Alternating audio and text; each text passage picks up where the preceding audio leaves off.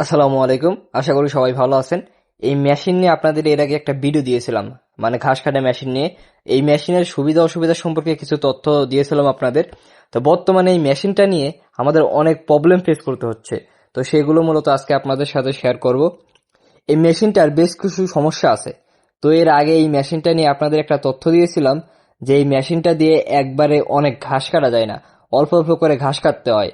আর বেশি করে ঘাস কাটতে গেলে মেশিনের মধ্যে বেঁধে যায়। আর এই মেশিনটা দিয়ে ঘাস কাটতে গেলে অনেক শব্দ হয়। আর নাট বল্টু মাঝে মধ্যে কই যে হারিয়ে যায় খুঁজে পাওয়া যায় না। আর এই মেশিনের মধ্যে যে ব্লেডগুলো লাগানো থাকে, মূলত 4টা ব্লেড থাকে। এই ব্লেডগুলো যদি সঠিকভাবে মানে পারফেক্ট ভাবে যদি না লাগানো থাকে তাহলে কিন্তু ঘাস কাটতে চায় না, ওভাবেই বের হয়ে যায়। আর এই মেশিনের ব্লেডগুলা লাগানো অনেক কঠিন ব্যাপার, কারণ একদম পারফেক্ট ভাবে এই ব্লেডগুলো হচ্ছে লাগানো লাগে। তো এর আগের বার এই ব্লেডগুলো ধার করার পরে মূলত আমরা নিজেরাই এই ব্লেডগুলো লাগিয়েছিলাম। তো ঠিকঠাক ভাবে না লাগানোর কারণে ঘাসগুলা ঠিকঠাক ভাবে কাটতো না। কিন্তু ওভাবে ঘাস কাটার ফলে দুই একটা নাট বল্টু হচ্ছে ছুটে যায়, যার ফলে আস্তে আস্তে এই মেশিনটা সামনে দিয়ে যে পাশ দিয়ে আর কি ঘাস দেওয়া হয় সেখানে দুইটা রুলার থাকে। তো এই রুলার দুইটার বিয়ারিং হচ্ছে নষ্ট হয়ে যায়। তো হঠাৎ ঘাস কাটার শেষে মেশিনটা দাঁড়িয়ে পড়ে।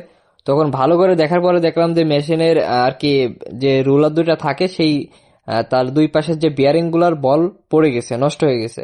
এই মেশিনটা খোলা হচ্ছে ঝামেলা, কারণ উপরে যে রডটা দেখছেন এটা মূলত কাটতে হবে, না কাটলে এই রুলার গুলা বের করা যাবে না, ঠিক করা যাবে না। তো এইগুলো এখন বাড়িতে ঠিক করা সম্ভব না।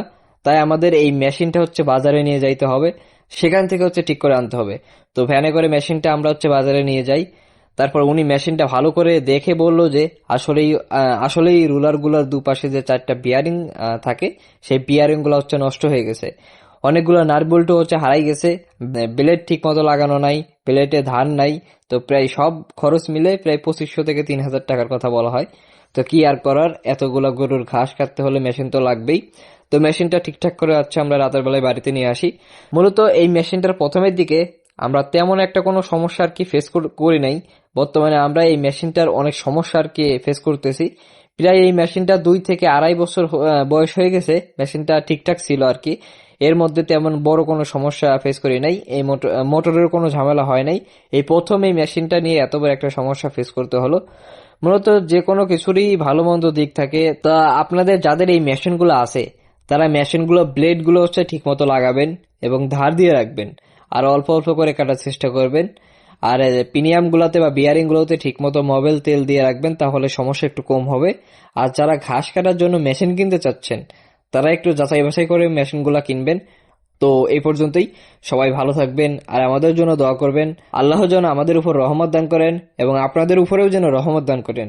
আসসালামু আলাইকুম।